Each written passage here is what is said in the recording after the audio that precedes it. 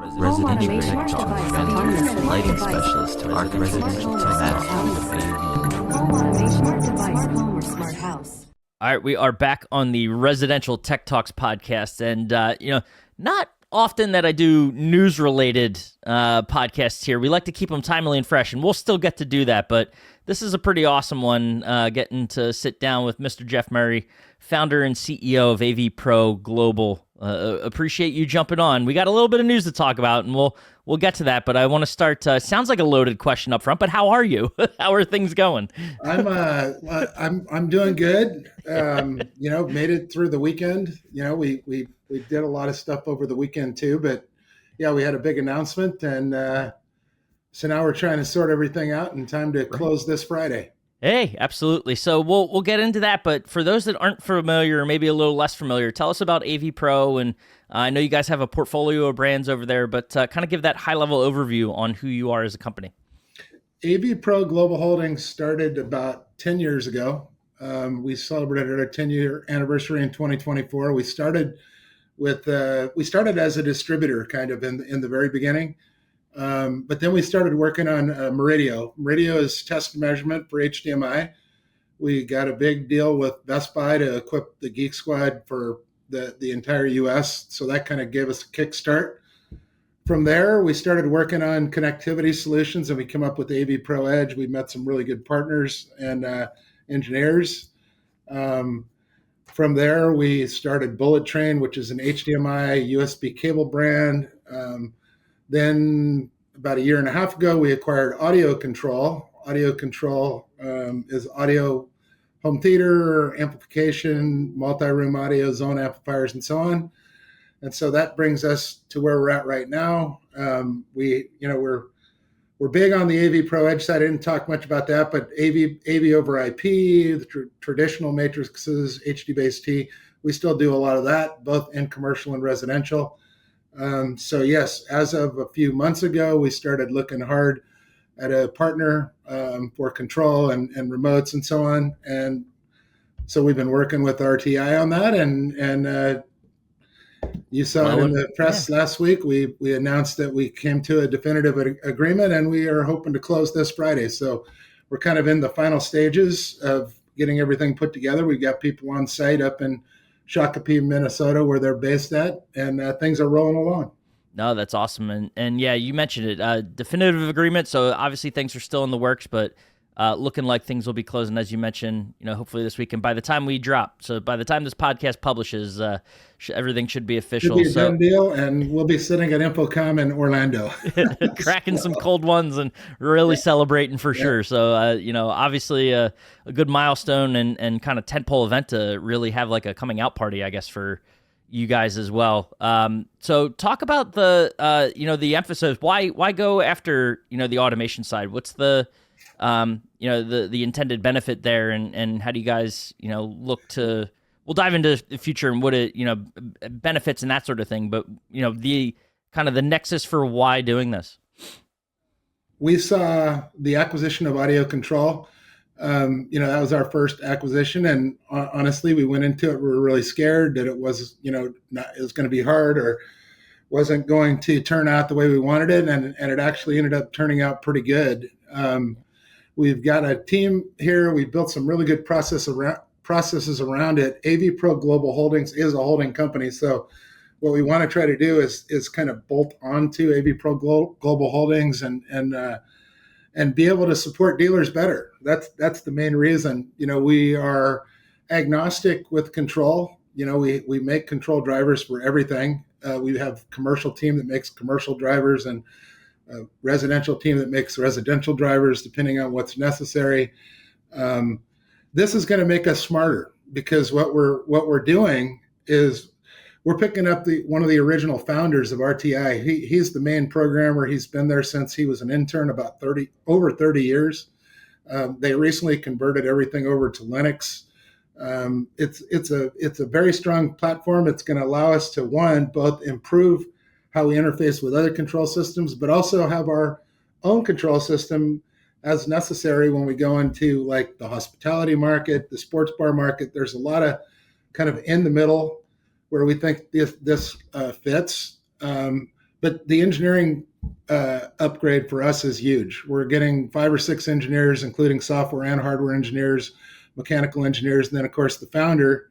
We're picking up their entire tech support team.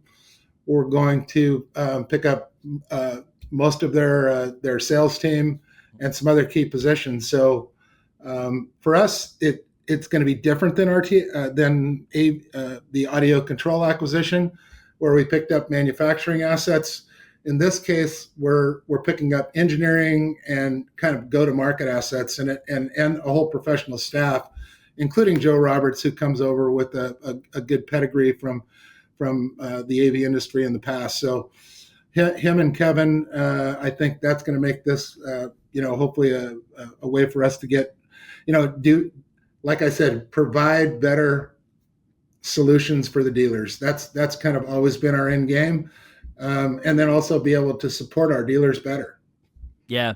And you mentioned the AudioControl acquisition and learning from that.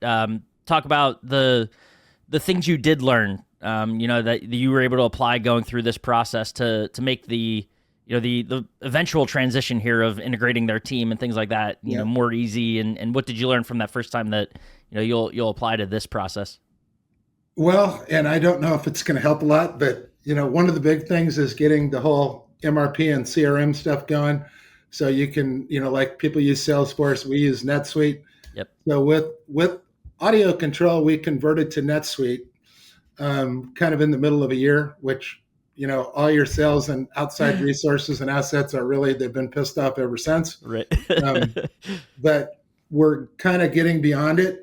Yep. And that's one of the big things is when you do transition a company like that is you have to get from order to dollars, and there's a different process. So I don't think we ever give enough respect to the people who actually can get that working and make it really seamless for the sales team. And so we got a lot of people working on that right now. So we're working on a day one plan. There was, we plan on shipping out of Sioux Falls on Monday. So hopefully we can pull that off, but that's a lot of behind the scenes IT work. That's one thing. The other thing that we learned was we're better when we can pull things under our roof, and manage it directly. So we kind of, especially when you're working with a lot of OEMs and ODMs and so on, the quicker you can get a handle on that and find out where you're at and where you need to go moving forward, the better off you'll be. And obviously we're going to have kind of a hiccup here because InfoComm was already in place before this all went down. So that's going to happen regardless. We're all going to be there. So we'll probably get about a week delay to kind of move things forward. But I think we're moving in the right direction this week already.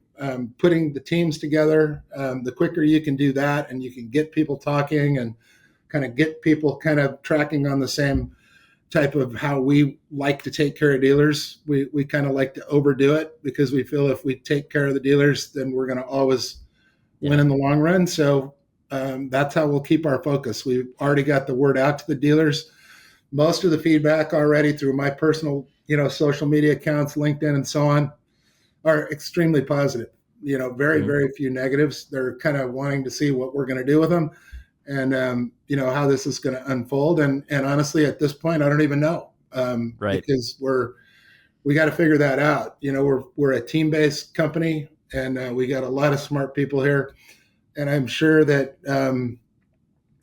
that's going to come together in the coming weeks. And I'm excited to kind of hear the feedback and just enjoy the ride. Well, the unique opportunity too, even though, like you mentioned, InfoComm is right upon you as you're going through this, which makes it an interesting time for sure. But to be able to get face-to-face too, I imagine a lot of their team will be there. Your team will be there. Yep. So it's a good working chance. On a dinner right now on Tuesday like night out there. To get together, even just from a team-building aspect to, getting to know one another, to being able to talk a little bit of shop too, so that you get that unique experience and then turn it around just a couple months later. I'm imagining we'll see a little bit of a different look at CEDIA as that's on the horizon as well. So early to be having those discussions, I'm sure, with that team, but that's something I'm in the back of your minds that you have kind of going on as you think about, what's to come in September. Oh yeah. We definitely are focused on CEDIA. RTI is as much as we can tell is about 50-50. on the light commercial / CEDIA Resi side. So yeah, we got a lot of learning to do there, and kind of getting their database into our database, and kind of figure out what's who's already doing both or all three brands, and where do we have some potential to go. So Yeah.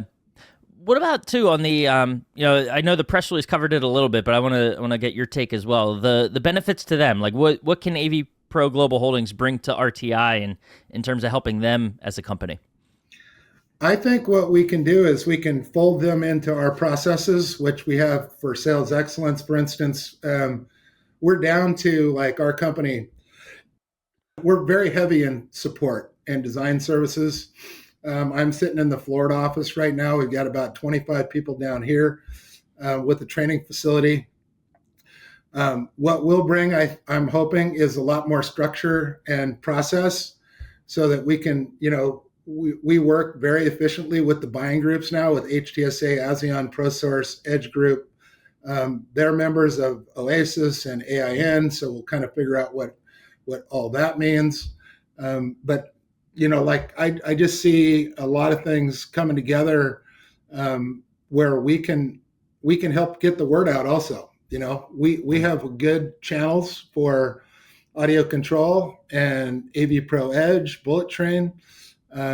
We have a lot of ultra dealers, which is our top tiers dealers, and so we think we can immediately make some impact there by just making the solutions available through some of the buying groups. They also have a lot of resources we don't have, where they have a lot of accounts that we don't, deal with right now. But I think in general, we're working this week. We'll have their entire tech support team will be down in Florida the week after InfoComm. So we're going to get them integrated. They're going to be working out of a new office in Shakopee. But they'll all be on the same phone system, and it's all IP. They all have IP. They all have their own cell phones. So we'll get that up and working right away. The training, we've already heard that they're already a little bit behind on their queue for certifying people on their control system. So we're shipping equipment down to Florida right now this week, and we're also shipping another half of it to Sioux Falls, South Dakota. So the training that goes on a regular basis every 5 weeks, that'll kick up here in the next few weeks.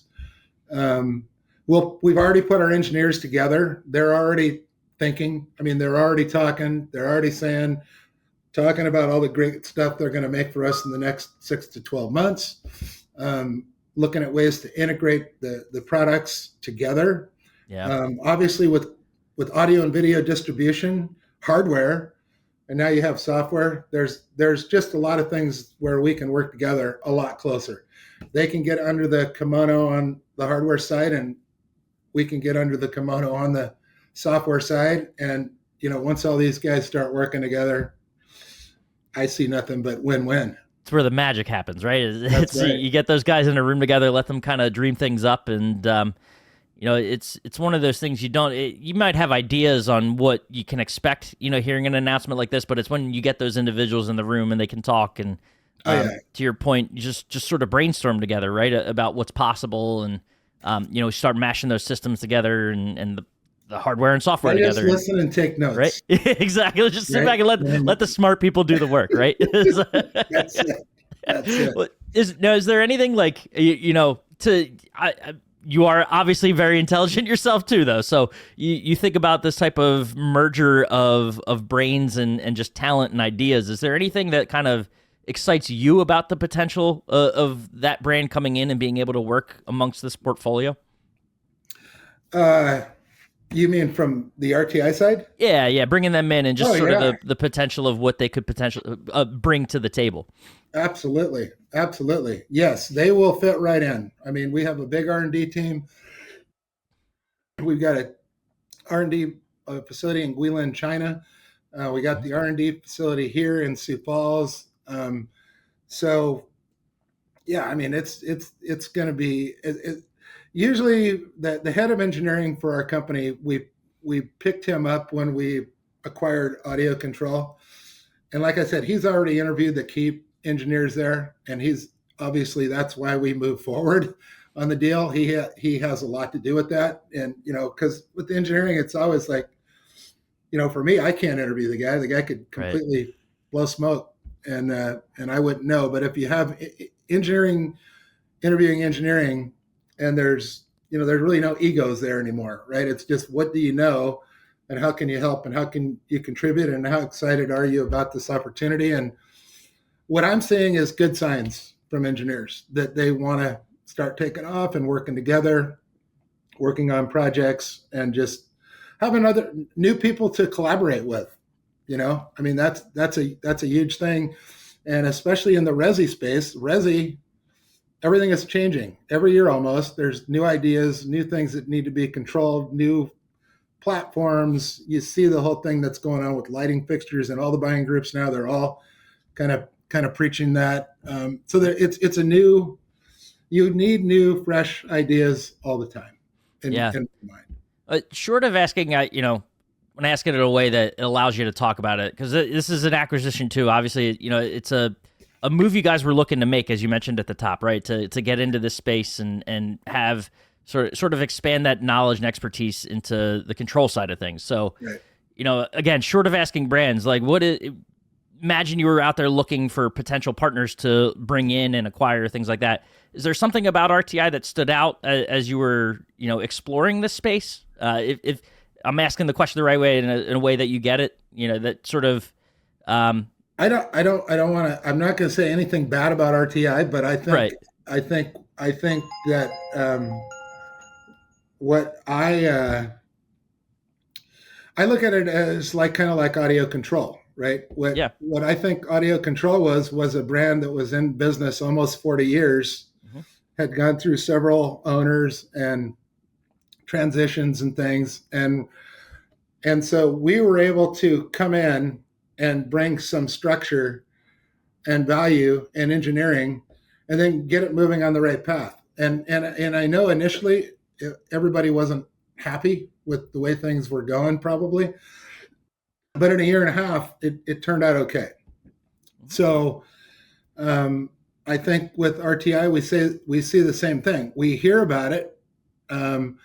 My son, who's the CTO, Matt Murray, he said, "Dad, we've been doing more and more drivers from RTI over the last couple of years. So we knew something was happening out there. We weren't hearing a lot about them. They're not one of the, I would say probably the big five that we mostly hear about. But we didn't hear any bad things either. It was just like, is there any potential?" And so ultimately, we just kind of put our COO, Mike Detmer, we said, maybe you should make a call and just talk to him, talk to Joe, see if there's any opportunity. And I honestly didn't think there would be, but there was. You never know. You never know unless you ask, right? The old cliche. Yeah. And I mean, they were talking for probably a month before I got even brought in. And then we talked for another month or two. And we've gone back and forth. We've met each other in person. We've broken bread. We like each other. We see a fit with Joe and Kevin. Knock on wood, the transition will go even smoother than Audio Control. We ended up with the VP of residential sales out of Audio Control, and Chris Kane. He's awesome. Everybody knows him. And that's just been phenomenal. So, we want to bring more things in for Chris too, because, he knows what's needed in those buying groups. He's working those customers on a daily basis, as are all the regional sales managers and so on. So to me, it's a good fit. It's a good fit. I mean, everybody overuses culture, but I do think our cultures are going to be cool. I mean, they're going to mesh. Yeah. We all seem to want the same thing. We want to kind of see what this market holds, and we want to drive it and take care of customers and do great things.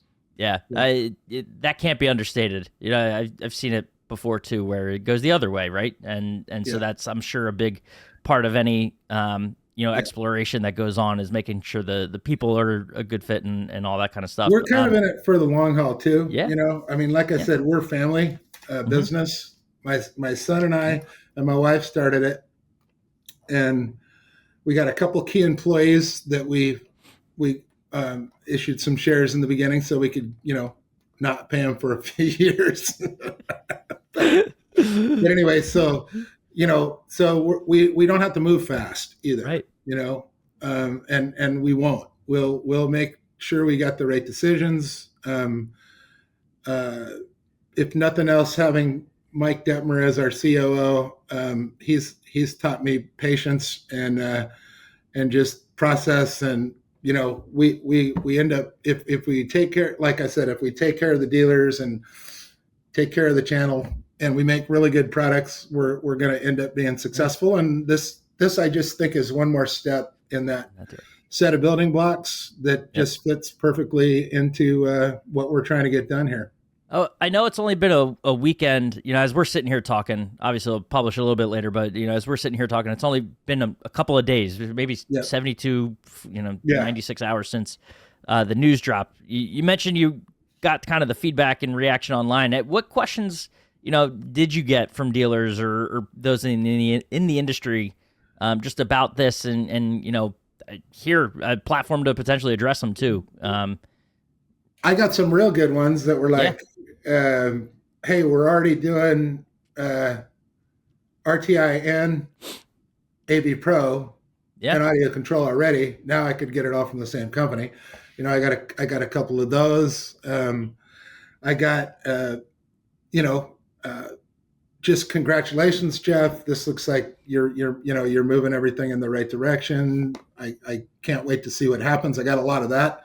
Can't wait to see what the next moves are, what's going to happen. Of course, some of my colleagues are saying, what's going to happen to me, and obviously we're thinking through all that on the channels. The RTI, for instance, in residential doesn't have any manufacturer reps, and we use manufacturer reps. And RTI has a lot of distribution, and we're kind of a direct distribution model, with the buying groups and so on. So, and then they're a little bit different in commercial than we are also, and they had not been identifying accounts as commercial, so we've got to kind of sort through some of that. But it looks like it's all doable things, Yeah. Well, that's where the fun comes in, right? You get to get into the kitchen and see how the soup mixes, right? Absolutely. And figure all that out. So, and I know you guys, to your point, like you said, you have a lot of work ahead of you. Officially closes the end of this week as we're talking. But a lot of exciting things ahead. So, 5 years down the line, where do you hope to see this, whether it's this acquisition or just the company in general too? I'll let you speak to that. Just sort of the path that you think AVPro's on. I think that, if we can keep the process and structure in place and we can, add on, right now I'm not thinking about adding on anymore. I'm thinking about, the next couple of years of let's just get beyond this and get this whole thing smoothed out. I'm hoping it's a family business, that remains intact long term. I think my son he just turned 40 this year. So he's probably getting at that point where he could take over at some point. I think he's starting to enjoy it now more than in the beginning, because now things are getting a little bit more smooth and we're building a team, Mm-hmm. It's not just me and him taking tech support calls until midnight every night. It's, and designing the products and flying over to Asia 4 times a year and so on.